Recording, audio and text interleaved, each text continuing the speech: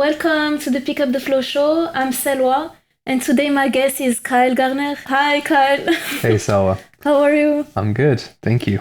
Yeah, thanks for being here today. Yeah, I'm really excited to dive into your whole trajectory and talk about your projects.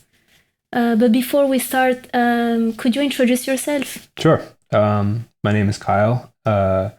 I'm an artist and musician living in Brooklyn, New York, and I founded and direct a studio called Light and Sound Design. So where are you originally from? I grew up in Long Island, about 30 minutes east of here, Nassau County, and I lived there until I was about 18, and then I moved to New England for a couple of years, and then started touring in a band and ended up in the Bay Area and stayed there until about 2006, and then came back to New York and been here since. Oh, wow. So wait, which band were you in? I was in a band called The Insurgent, punk band that I started with my best friend when I was in high school. He lived across the street from me, and he played drums, I played guitar, and we just started this band, put out a couple records, and then just toured the DIY circuit around the United States for like 2-3 years. Oh, wow. Yeah. That's so cool. And is it so when did you come back to New York? 2006. 2006, So wow. yeah, the band ended maybe I want to say 2002, something like that. Maybe 2003. And then I had sort of landed in the Bay Area around 2001. Stayed there for 5 years and did an undergrad program at CCAC, and then ended up coming back to New York around the end of 2006. And which program did you study? I went to California College of the Arts. When I was there, it was called California College of Arts and Crafts, but they went through a bit of a rebrand. I studied photo and filmmaking and sound design and sculpture, and kind of did a self-directed major and just sort of dabbled in a lot of different other departments there. Oh, and is it so when you come back to New York, were you, what was your career back at the time? Were you doing music full time, or you had other? No, after school, I started working in printmaking and was at managing the digital printmaking department at this much larger print shop that did fine art printing, and so I kind of got into that world for a little bit, and then I came back to New York, and pretty immediately after getting back here, started working on a film. Oh, wow. So I got into doing production design and production through film. Did that for a little while, and had a Craigslist moving service for a long time. Just kind of did the New York hustle thing, just pieced together, work from all different sort of resources.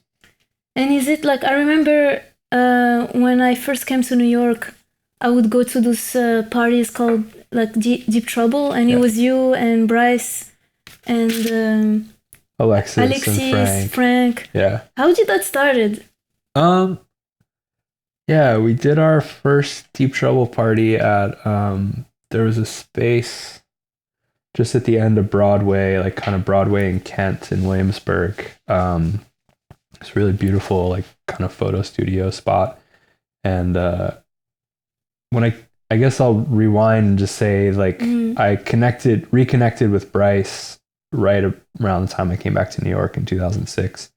And him and I had grown up in the same punk scene in Long Island, and our bands played together, and so we sort of knew each other since we were in high school, and I just reconnected with him through DJing, and ran into him at this spot that he kind of had a residency at, and he invited me to come back and play with him, and we were just both sort of discovering this world of dance music together, and and then we just started talking about, doing some parties and things like that. And we're just starting to hang out with, I was just starting to hang out with Alexis and Frank at the same time. And they were kind of on a similar trajectory. And we were all just like in this really, sort of discovery mode. And we also knew that like just playing bar gigs just like wasn't feeling satisfying, you know?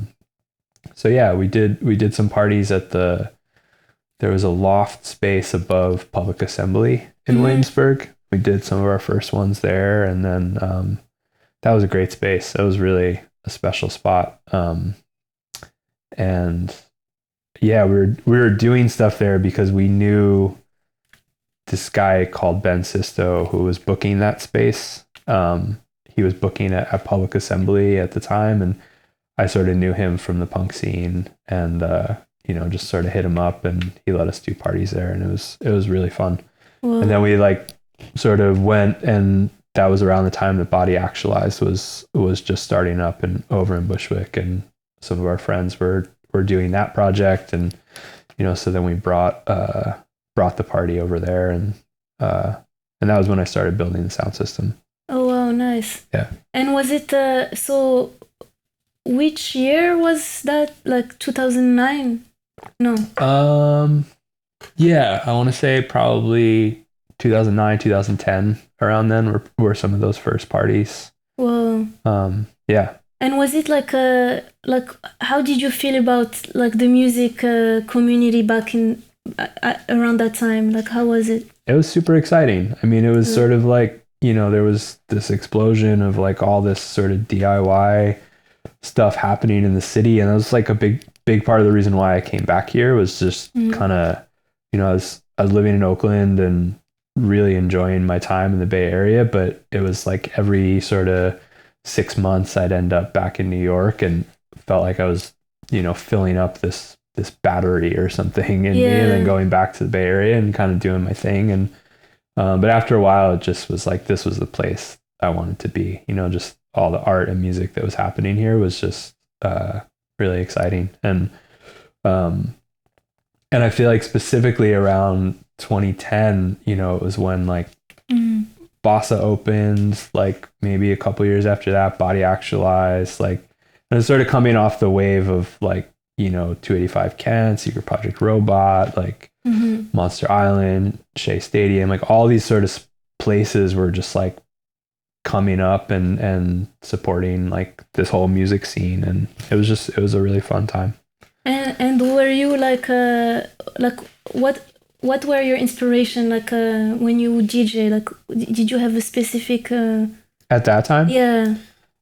I mean, I was just kind of discovering like dance music, to be honest. I was so myopic with punk, through my teens and 20s, and was just like really just focused on that, and going to art school and then kind of starting to explore other sounds, that's just opened my mind to so much. And I came to I sort of like came to dance music through like the what's that comp called, No New York, the Brian Eno like New York no wave comp. Oh yeah. It was like I was starting to DJ when I was in Oakland, but then I was like starting to listen to music like that was happening the same time that all this other like far out dance music was happening in New York. And so then I just kind of like started following the trail there, and like picked up my first Arthur Russell record. And actually when I moved back to New York, the film that I worked on was the documentary about Arthur Russell. Oh wow.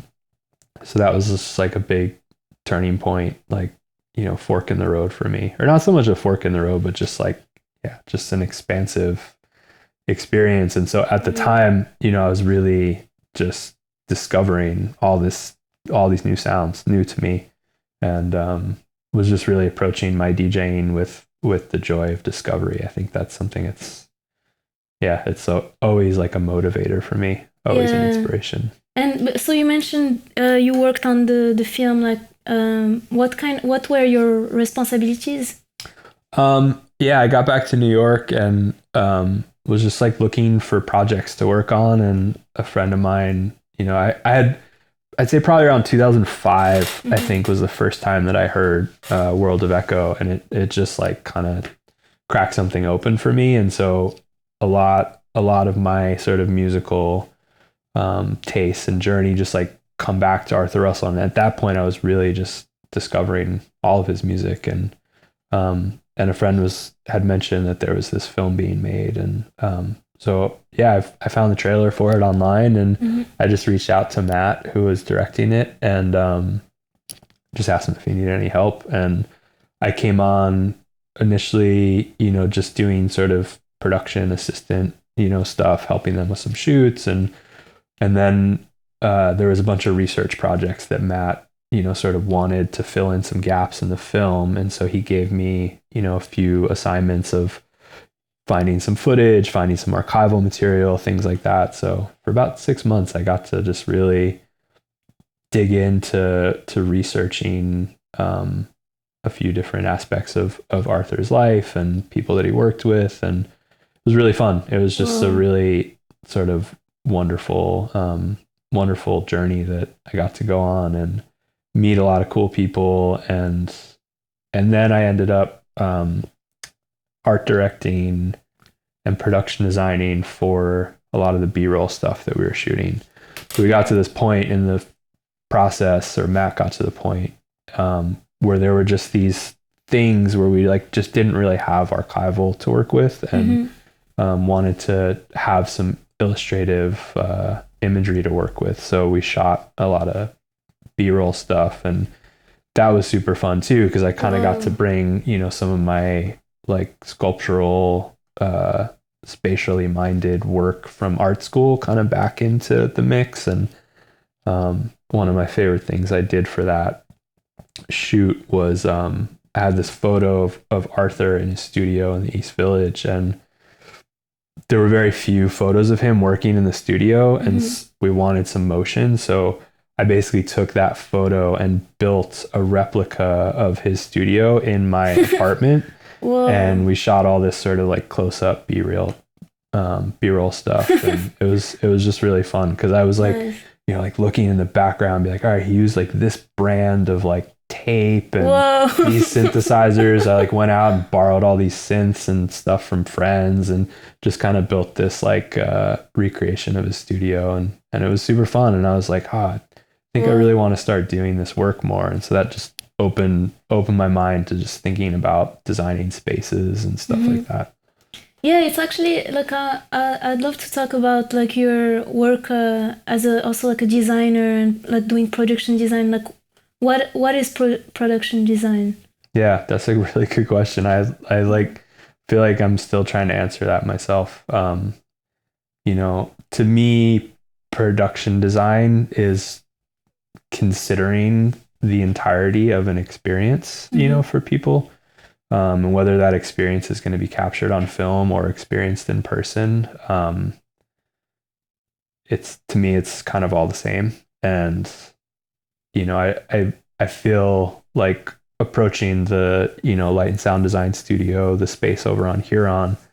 I tried to approach it, with this like production design hat on, and thinking holistically about an experience, and Mm-hmm. what does that mean, and how do people, sort of everything. How do they find out about it to how do they feel, the day after they've been there, and, Yeah. and just trying to think about that whole arc of someone's experience. That to me is sort of the essence of production design. Mm-hmm. I think when you talk about it more in the film sense, it has to do with like creating the space in which a cinematographer can sort of go in and photograph, and which actors can embody. And so in that way, I think of it as creating a character Mm-hmm. essentially, like for film. And yeah, so I think it's a really interesting. I think it's a really interesting concept, the idea of production design, and so I'm constantly thinking about it and trying to define it myself. Yeah. It's so true because like when I went to your space um, in Greenpoint, it was, I think it was very unique to, it felt so welcoming, like as you said, like you thought about everything, like food was there, like the sound was perfect, like everything was really well thought, and I'm wondering, like yeah, it's something that is unique, like most like if you go to like most parties, like people don't really care about it or like about the sound. So do you think that your like education, like your background in art, kind of like impact every project that you work on? Or Yeah, definitely. I think going to art school for me was just about learning to be a conceptual thinker and how to think conceptually and then actualize that out in the world. And yeah, I mean, I think that was sort of the lesson that I learned, studying art. And yeah, I mean, I think that, sort of bringing that out into the world and thinking conceptually is sort of what, yeah, I guess that's sort of how I feel about like concept. yeah, and so to go back to your project, light and sound design, can you talk about it? Like what is it, and when did you start it? Yeah, I guess light and sound design to me was kind of a natural evolution of a project that I had been doing since 2010. I say project, it was sort of the name of a gallery space that I opened in Williamsburg in like I think 2011, 2012. That was primarily focused on design exhibition, but it was also my apartment. Like I had a storefront, but I had built an apartment space in the back and was living there and using the front space as sort of a place to just work on exhibitions with friends. There were people that came in and did, there was like a bookstore pop up there for a couple months. I did some furniture shows with friends. I ran it as, I sold vintage furniture out of there for a while. And it was just kind of this space to play around with and to, to live in also, it was like, it was also that. And, yeah, so I that project sort of, changed and evolved into other, production related work. And when I got the space over here on Huron, I was still just kind of using Sit and Read as, as a social media handle. And, but it just didn't feel alive and active anymore. And I had been doing Last Saturday Dance for like some maybe 4 years at that point. And, so I was just sort of wanting to put something back out into the world, but Last Saturday Dance had always been this like really private, close-knit community of people, and I didn't want to use that name publicly. And so yeah, so I sort of did a spin on it and just called it Light and Sound Design, and that was what the name that I started using, essentially as a business entity when I moved into the studio on Huron Street. So do you see like an importance on like having physical spaces, like for to create like a community or like projects? Like, is that something you think is important? Yeah, absolutely. It's sort of, having space to work with, to be able to host people in, whether that's collaborators, clients, guests. It's sort of all the same for me. And I think that, in specifically, to sort of bring this practice and develop this practice in New York City, space and the economics of space are always a defining factor of just being together in community here. And so the ability, the privilege of getting to hold space literally in New York is something that I enjoy that privilege, and I also try to use it to be a resource for people in the community, people whose work I'm interested in and I believe in. And and so getting to do that in New York is really difficult. And like we get into talking about that because that's a lot of what I've been thinking about recently, but it's also, I think it's really important work because New York is getting smaller and tighter and harder to exist in every day. And, holding space for people to be creative and be together in community, I think is something that is really important. But so do you think, like how did you find the space in Greenpoint and in Williamsburg? Craigslist, always Craigslist. So much of my life is Craigslist. It's wild. Nice.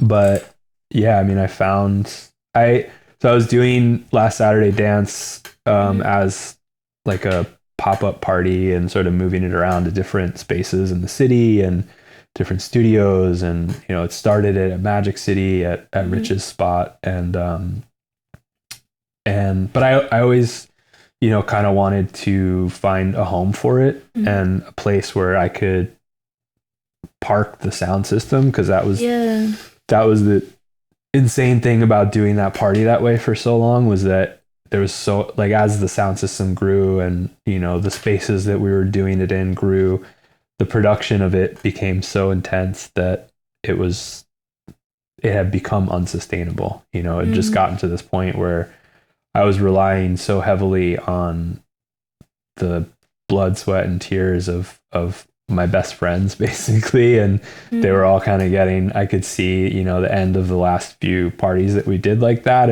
The energy was, specific. And so I did a party in July of 2021. It was that summer after COVID when people started going out again, and we did this party and it was amazing. And my friend True played and D Diggs played, and we did it at this like crazy metal warehouse space in Gowanus, and had to rent porta potties, like did the whole thing, and it was an amazing party. But I just remember the looks on everyone's faces. We went out to dinner the night after we had finished Breakdown and finished putting everything back in storage. I was like, I need to find a home for this so that I can do the party without this huge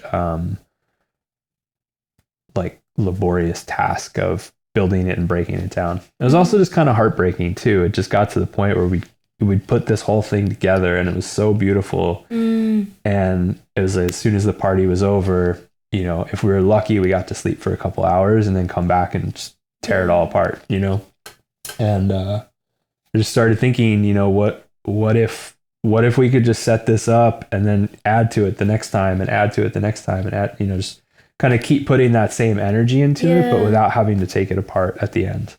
And so I really, at that point, really started looking seriously for something that might work. And I just always go back to Craigslist. I ask around, I talk to people, but Craigslist has really delivered for me in my life. And so I found that spot, and it turned out it was a total serendipitous thing, but a friend happened to be the broker. So he had listed it on Craigslist, and it was Bryce David, who runs Black Flamingo.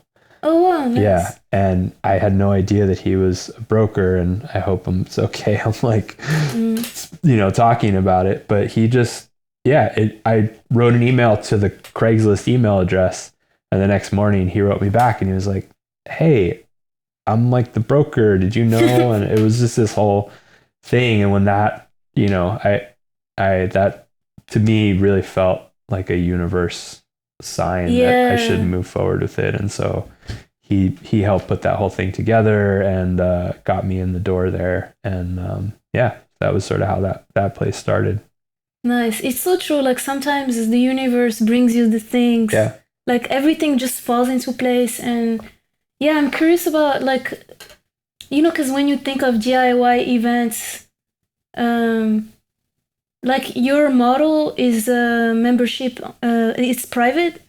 Why, like how, like why are you adopting this model, and how, because I imagine your vision is like, like how do you stay, how do you break even, with like paying, you have to pay the DJs, you have to pay people who work, and yeah, I mean the membership model for me was something that I borrowed from the Loft, and something that going to my first Loft parties, around 2012 when I came, when I had come back to New York after some time in LA, I really just saw this really beautiful community of people that had grown, with that membership model over, at that point it was like 40 years into it or something. And I was like, wow, this is a really sort of special and intentional way of doing this. And, and I was also just reading a lot of interviews with David at the time and just kind of learning about this thing that was sort of adjacent to all these musical communities and scenes that I had been involved in and interested in my whole life. But yet I was sort of discovering this thing and sort of being welcomed into that community, 30 years into my life. And so it was, but it was a really special sort of affirming thing. Cause it was like, all right, here's this thing that has shaped and evolved and changed and still continues to exist in New York City. And that was really inspiring to me. And so, I just started thinking about my own relationship to promotion and social media and all that kind of stuff, and just reevaluating that at the time. And to me, the sort of simplicity of just inviting your friends over to listen to records, was like kind of where it started. It was like, cool. Like my friend Rich has this kombucha spot that he put some Cliff speakers into. Like, let's have a party on the last Saturday of the month and invite some people and just see who comes. And so I set up 3 of them and I sent out an invitation to, I think, maybe 100 or 120 people for the first few parties. And everybody that RSVP'd and came to those parties sort of became the core membership, of Last Saturday Dance. And essentially everyone who's come to the party since has come via, some sort of relationship to those people. And that's I think that's a really special thing. And it's also, there's potential problems with it too. I think that's something that been talking about a lot with folks within this community that's grown over the last 7 or 8 years. And there is this, I think, potential danger in just the continued replication of the people that are there and not allowing in enough sort of outside, like, new influence into it. And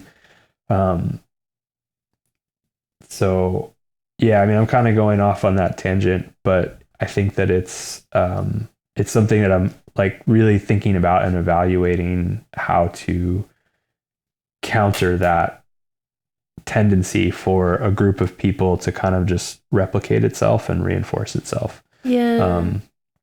So I don't really have the answers to that, but it's something that I'm just thinking about and conceptualizing with now. But you had asked another question about is the membership model, and then you were talking about the economics of it, which I think, for me, they go hand in hand, because for the years that I was doing the party as a pop-up thing, it was irregular. It was not happening on the last Saturday of every month. It was always happening on the last Saturday of the month because sort of staying true to the name and the concept was important to me. But, you know, some years I did 4 parties, some years I did 7 parties. It was just sort of depended. And it was difficult to kind of fill those parties sometimes because I didn't have the regularity. It was challenging, and it wasn't always the best short-term economic model. I never really like paid anybody that was helping me set up the party. You know, I was maybe able to pay to rent space, you know, pay for a U-Haul, pay for my storage unit, pay DJs and stuff like that. But there was a lot of, I relied on a lot of volunteer labor to do that. And that was also, for me, felt problematic after a while, because it's like, this isn't how I want to be doing this. I want to, you know, figure out ways to compensate people for their time. And so yeah, the economics of the members only thing as this roving, you know, pop-up party was not that great. But when I settled over at Huron, the membership model actually became very reliable and very sustainable, because, you know, I think when you offer people this membership, even though it's always been pretty informal, I think people still take that really seriously, and they start to take some ownership over the space and the project, and really take care of it and each other in a way that is, I think, mostly lacking from, you know, commercial venues. Damn, that's so true. Yeah. And also I feel like maybe people are more maybe that's the future, to have like memberships, because you know, I feel like people are more like they would make the effort to come to the party. Like the Loft, I feel like okay, you know, I mean, at the Loft, you know what to expect, but you're excited about it. And I feel like your party, you add something new to it, we can sense the respect to the Loft and the tradition, but you bring something new that I think is important. And you also like offer work trade, so anyone can, like, there is this like open, you know, anyone can join actually. I think that's so important. And you also book new, like, young DJs, but also like more established ones, and I think that's also important. Yeah. So it's really nice. It was refreshing. Yeah, I really like this. This vision, because it is. Yeah, sorry, I was like thinking about the future, and sometimes people stay, you know, in the past, but it's important to like roll with the times. Yeah, I think that's something I'm constantly evaluating my relationship to past, present, future. I think that's, you know, spiritually, that's been an important sort of thing for me, is to keep that all in check, you know. And for me, the goal is always to just deepen the experience with the present, you know. But ego sort of sends us backwards and forwards in time, and I think it's easy to get stuck there. And I'm not saying that like anything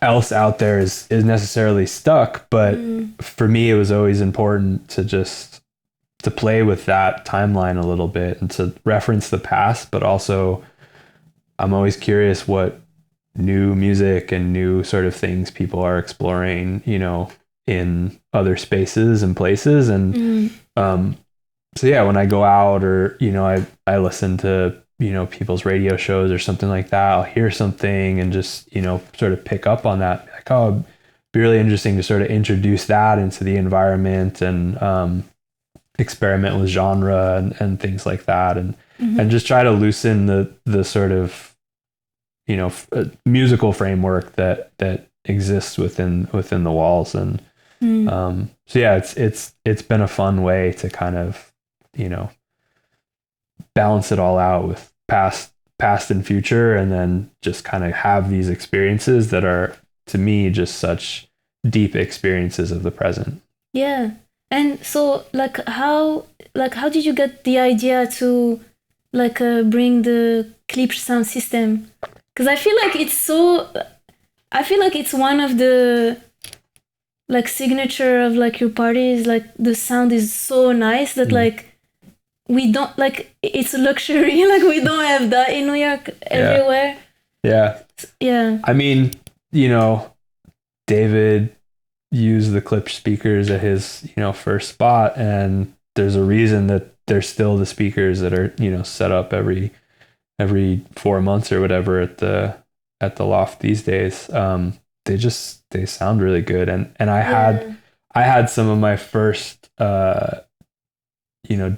deeply transformative musical experiences listening to records played on that sound system, and that. So for me, I was just so curious about that and wanted to, have some to work with and to learn about, and so the first pair that I got, I think about 15 or 20 of my friends all chipped in and bought a pair on Craigslist. And me and Ed and Sammy drove up to Maine to buy them from this guy in his garage, and we brought them back, and I think we had a party, a couple months or a couple days after we got back. We set them up and and did a party, and it was but that was also just going back to the earlier conversation about setting the party up, breaking it down, setting it up, breaking it down. More often than not, in a new space, in a new configuration, maybe a new amplifier, all the variables were constantly shifting, and I felt like I understood that those speakers sounded really good, but I didn't really know why, or I didn't have a chance to really experiment with them because they'd be up for the length of a party and then they'd go back in the storage space. And so a big part of why I wanted, to open this studio was to deepen my understanding of light and sound design. And that was sort of came back to the name, was just name it this simple thing, just almost just as a reminder to myself to sort of bring it back to this simplicity of approaching the project as a way of learning about these two things that I'm constantly drawn back into. Because to me, it's like the party is light and sound design. It's like those three elements, right? It's like you get the lighting right, you get the sound right, and the production design element of designing the experience for people.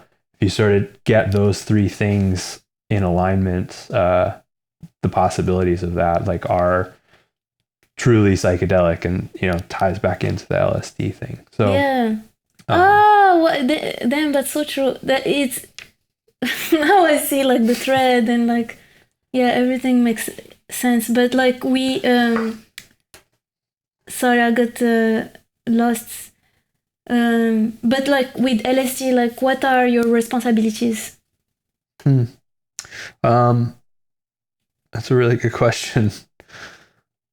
I guess the last year, my responsibilities sort of shifted away from being a producer of that to being more of a director. And that's solely because when Rich closed Magic City, I did the last party there with Bryce and Alexis and Nathan.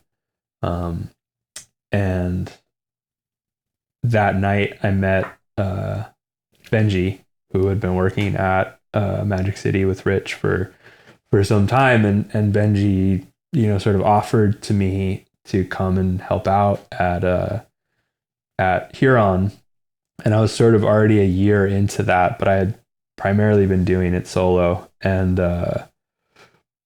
Benji sort of came on the scene, and lives 2 blocks away, and just sort of made a home for himself there, and made a job for himself essentially, because he was really interested in learning about, all of this stuff, and was pretty new to this world of DIY and underground, but really approached it with this wonderful sense of curiosity and wonder and awe. And, so I, over the course of that this past year, just essentially been training him as, somebody that can host the party with me and run certain aspects of it so that I could focus more on other things that, it's like when you're taking out the garbage and sorting the recycling and also running the sound system and the light system and maybe DJing later. And it's like, but that's sort of I'm such a control freak that I just sort of approach things. I'm like, no, I got to do everything because it's got to be done this way. But, having Benji to work with has just been just a game changer for me because he's somebody that I've really developed a trust with. And and so now he runs things at the studio in a way that is unique to him, but is informed a lot by the conversations that we have around why and how we do the work that we do. And so now, my role at light and sound design or Last Saturday Dance or whatever is, to kind of step back and work on directing projects a little bit more. And that's what I'm trying to do these days. Nice. And what are the biggest challenges and successes you encountered with the Last Saturday Dance? Biggest challenges. For a long time, it was challenging to find space. That was always the challenge. It's like, where are we going to do the party? Where is it affordable? Where is it big enough, but not too big? It was always just this constant negotiation of space. That was the biggest challenge. And then I found Huron. I found that studio, and honestly, if you had asked me 5 years ago to paint a picture of my ideal place to do a party, it would not have looked as good as that. Like when I walked into that room, I was just like, view of the Empire State Building from the dance floor. It was just like, those brick walls, all that stuff. It was just and I didn't really need to do much to it to activate, the party space. I have some pics. Yeah. That's a good one. That's the closing set at LSD party in I don't remember when that was, but that was my friend Arthur was playing, and that's the LSD disco ball that my partner Kellen made, and it's my daughter Fiona on my head. So yeah, actually you could pause it on this one because this gives a good idea of the space that I inherited or that I moved into. This is sort of what the loft looked like, and so for me, it was mostly coming in and removing a lot of what had been built there by the artists that, had used the space previous to me. And and so it's crazy to look at that because, like where I'm standing in that photo is essentially where the DJ booth is now. That wall of windows is sort of right there looking back, and that's the door to the fire escape at the other end of the dance floor. But so how did you work on this? Like, did you worked with builders? No, I was pretty much, I moved into the space and, spent most of the money that I had access to get the lease and sort of all that. And so I didn't have much money to begin with. So I just got, my tools, and, I hired my friend Jose and a couple other people that kind of did demo work with me, and then, hauled away a lot of the stuff. But basically, we were just sort of carving into the space to make a dance floor. That was the first project, was like, where's the dance floor going to be? How's the sound system going to live in here? And for me, it was just, that was time to sort of flip on my sculpture brain. It was like really like thinking about it as carving. And so that was just sort of how I started with it. And then the intention was just kind of just keep adding to, experimenting with, changing, working with the sound system, and really learning, to go back to your question about the clip speakers. It was like, I really wanted to learn about them and learn about, how to tune them, how to, and that's informed my DJ practice about how to play for this sound system, you know, and this is a shot from the fire escape looking back in probably like the morning after an LSD. Nice. But yeah, it was just always just kind of thinking about this, you know, Gordon Matta Clark was, you know, a huge influence on me. Dan Flavin, like, you know, the sort of minimalists who approached architecture and space, you know, with a sculptural brain. And that's just always, I always kind of come back to that with the spot, because we ended up, you know, a couple of those photos ago, you saw where the DJ booth was. And then, you know, eventually after watching so many parties move through the space, I understood that the booth was in the wrong place, you know, that it was creating this energetic block in the floor plan.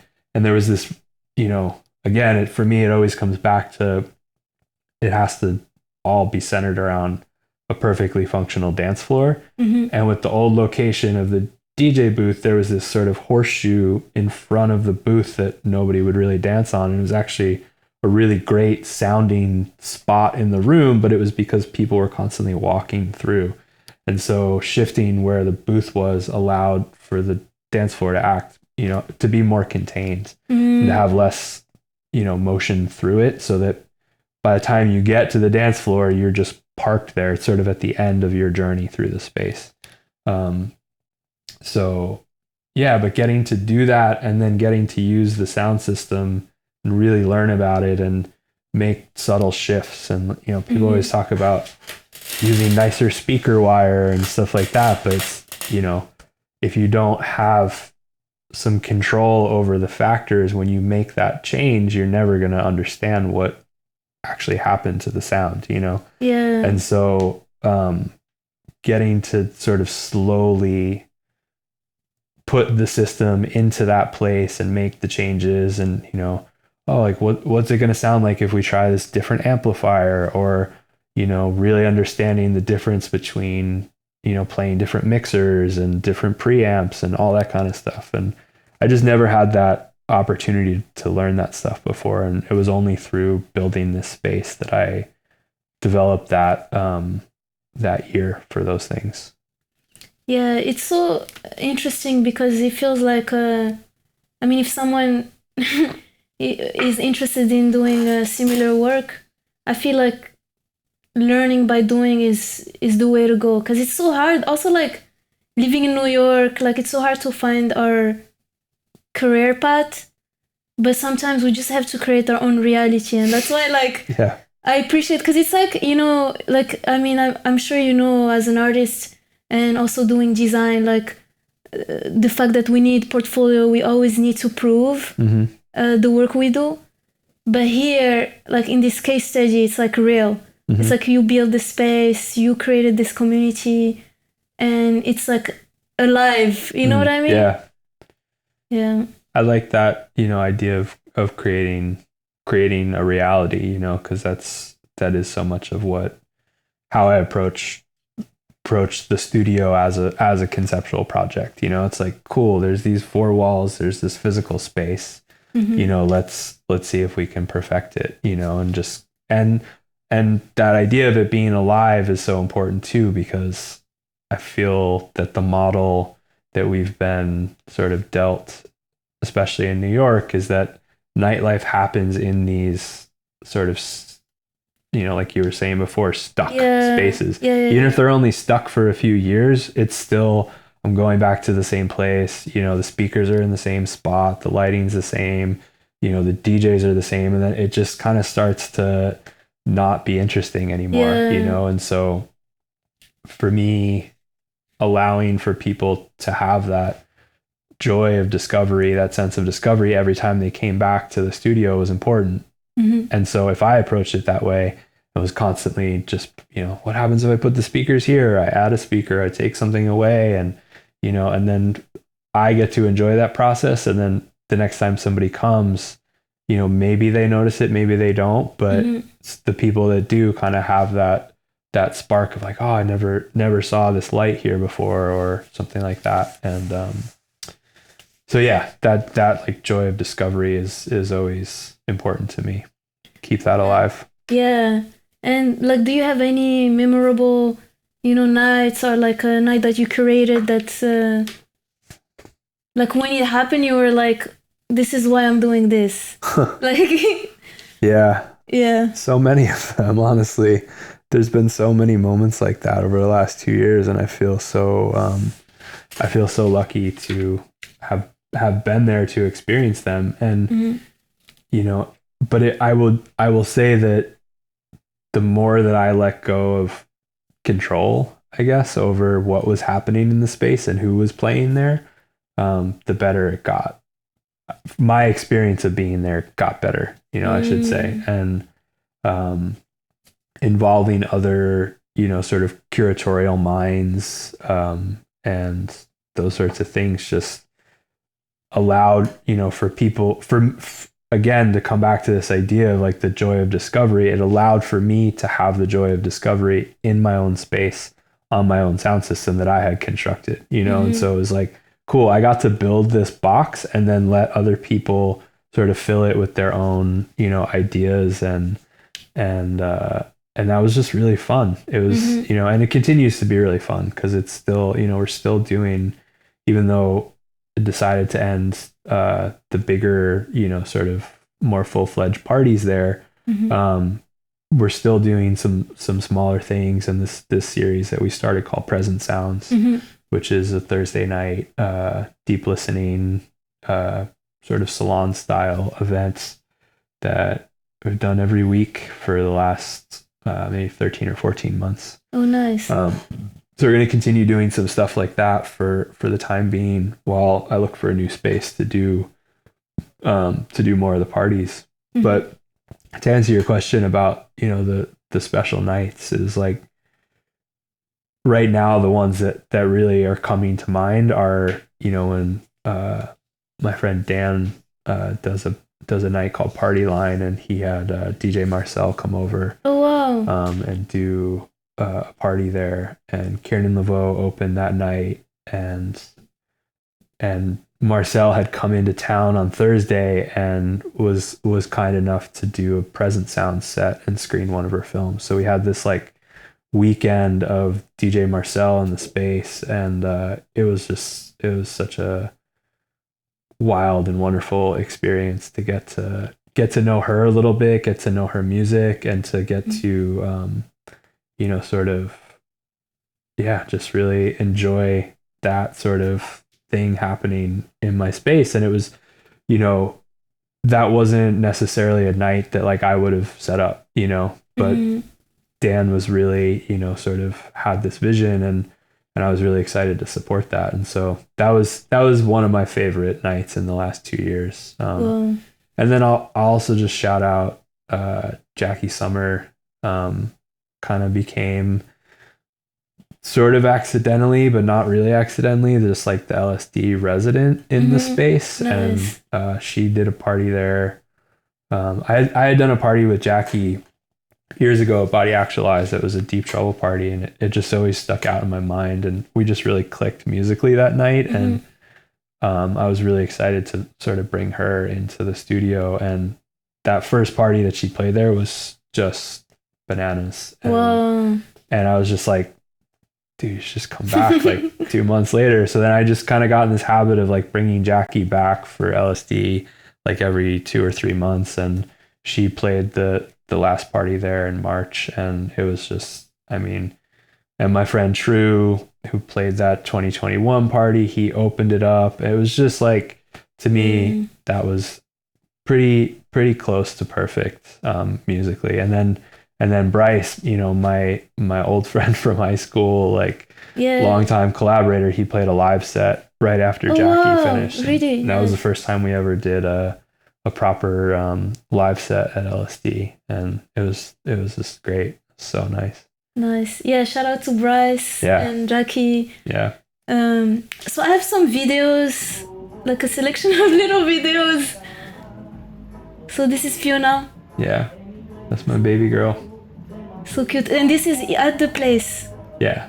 Nice. Yeah, this is her sleeping in the beanbag chair. Probably Yeah, maybe a little more than a year ago, and yeah, it was just so much fun to after she was born, pretty much directly after, I just like brought her in, I was just excited to sort of show her my life and show her this thing that I was working on and play Oh, records for her and introduce her to music. And she's got a bonk on her head there because I think she took a fall in the studio that day. But yeah, it was so nice to just get to bring her there and to, start sharing who I was and what I was working on with her. nice. So how is fatherhood with like your It's wild. practice? It's wild. It's just Yeah. such a beautiful, you know, thing to get to experience another human, coming online and developing consciousness and um yeah, just getting to be with her on a daily basis and check in with that. Um, I was speaking earlier about my spiritual work and practice being about deepening my relationship to the present. And I mean, getting to experience this year with Fiona, my understanding of what it means to be present in a moment is far, far deeper than it ever was. So Wow. that for me it has thus far been the greatest gift of parenting. And yeah, just getting to like really be present with another human as they're becoming conscious and aware. Yeah. And is this the reason why you're going off social media? Yeah, definitely has something to do with it. Yeah, I feel like social media has actually been a really valuable tool for me for so many years, and it's Mm. connected me with a lot of wonderful people um, and given me, the means to sort of stay in touch with them.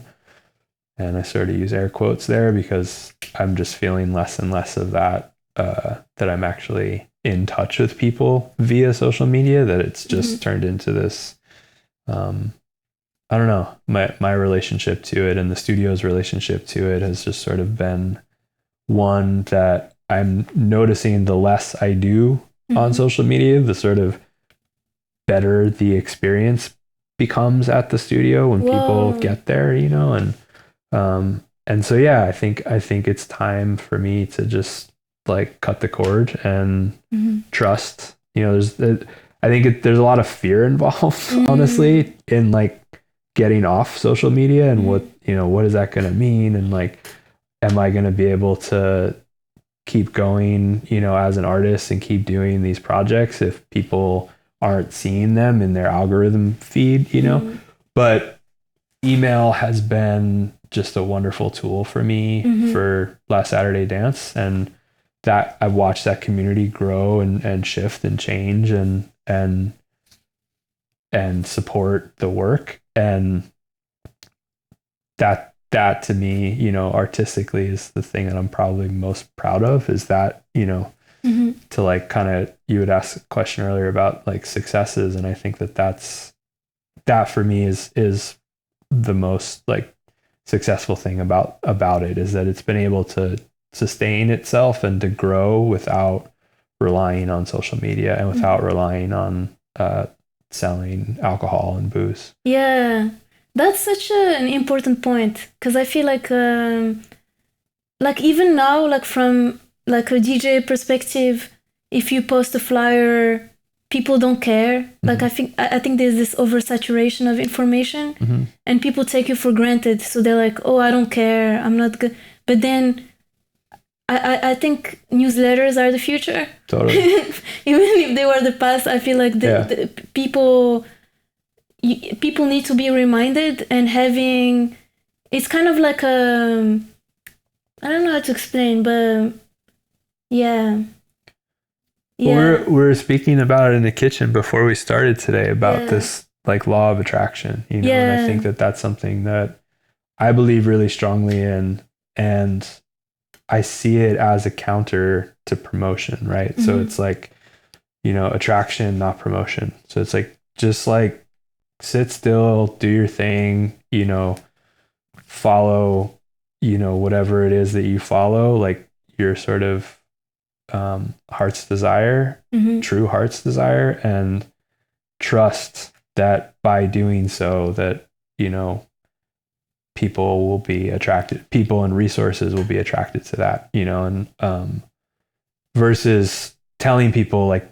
come here to this thing, do this thing with me, come do this thing with me. It's actually like just do the thing and do it better and put the energy into that versus trying to get people to pay attention to it. And when people find it and they arrive there, it comes again back to this idea of like they've discovered something. They've put a little bit of work in, or they're paying attention to something that other people aren't paying attention to, and they're being rewarded for that. You know, it's just like, okay, cool. Like I was, you know, talking to people about how I wanted to go out dancing, but was not wanting to go to, you know, the usual suspects of clubs. And then someone invites you to the party, you know, it's like, that's that sort of thing of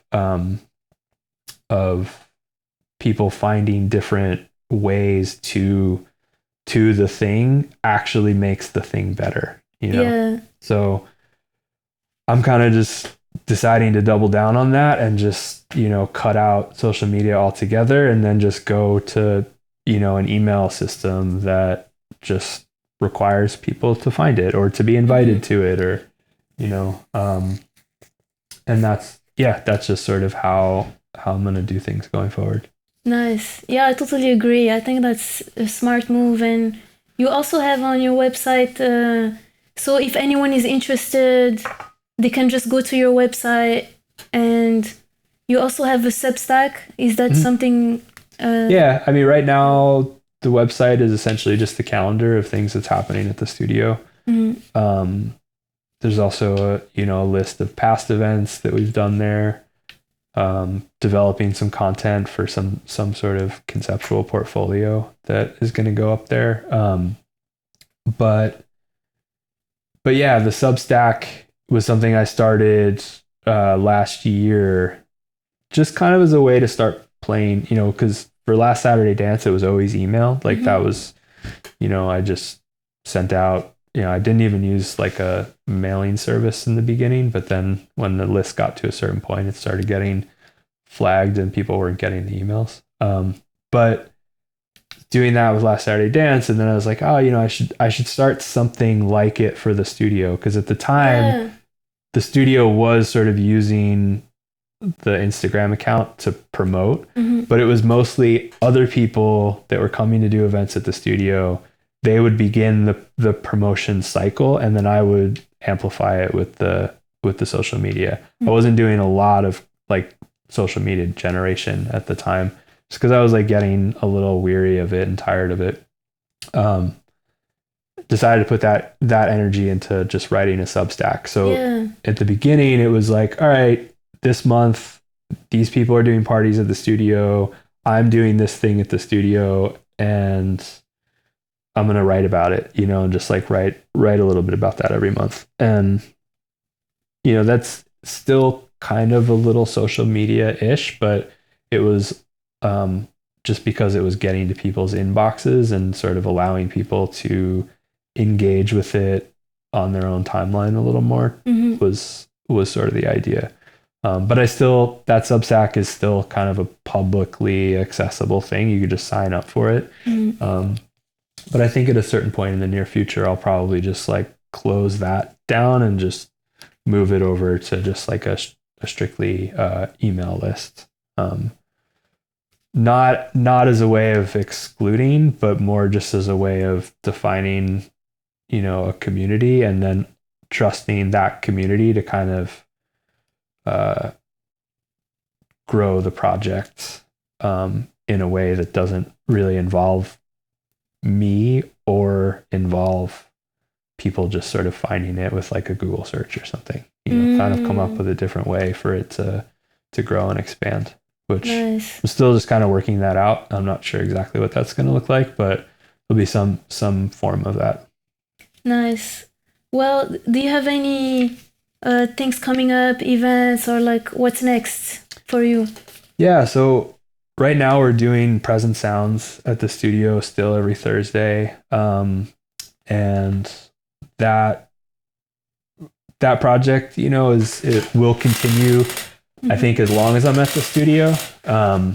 And we're starting to use that formula on other nights of the week too. So we're going to do this weekend, actually, we're going to do a Present Sounds with Beat Detectives, and my friend Dominica and I are going to play. It's also 420. So we're just like, cool. Like, we're going to take this thing we've been doing on Thursdays and experiment with it on a Saturday night and just sort of see, you know, I think the idea for the studio going forward, or the ideal idea for it right now, is to just do more Present Sound style programming, you know, really lean into the space as a place for deep listening and also keep it community oriented, you know? So yeah, we're going to just kind of experiment with more Present Sound style programming this month. And then next month is going to be, you know, I'm working with Sam and Jared, who do Picnic Records. They've done a lot of stuff at the studio for the last couple of years. They do some really amazing jazz centric programming, usually on like Sunday afternoons. And they have a really awesome series called Unheard that's all improv music. And their concept is there's a resident for the year, and the resident does 3 performances over the year. Oh, wow. And each time the resident invites a group of musicians that have never played together to play. And so it's all improv, and they've been recording those sessions. And so we've done maybe 5 or 6 of them at the studio.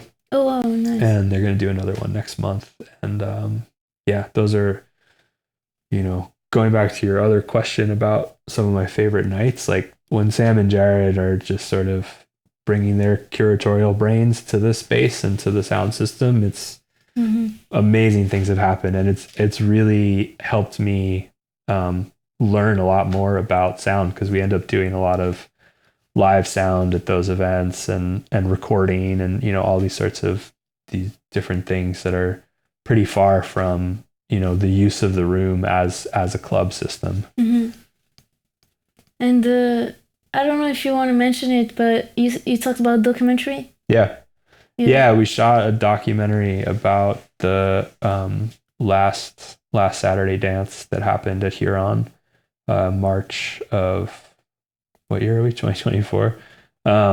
Yeah, so I decided that was going to be the last kind of big, you know, full party at the space,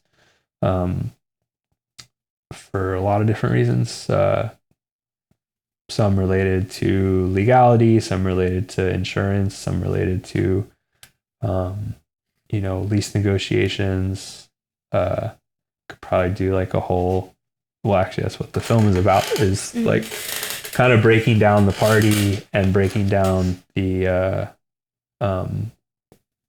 elements that sort of make the party, you know. And I was thinking conceptually about how we used to break down the party physically, you know, and how taking apart the philosophical sort of concepts of the party via all the different people that have become involved in it over the last few years would be a really fun way of kind of crystallizing that moment and having something to present to the world as a document of this thing that we have been doing and are going to continue to do, but just kind of, you know, zoom in on it for a second and talk about a lot of these things. And so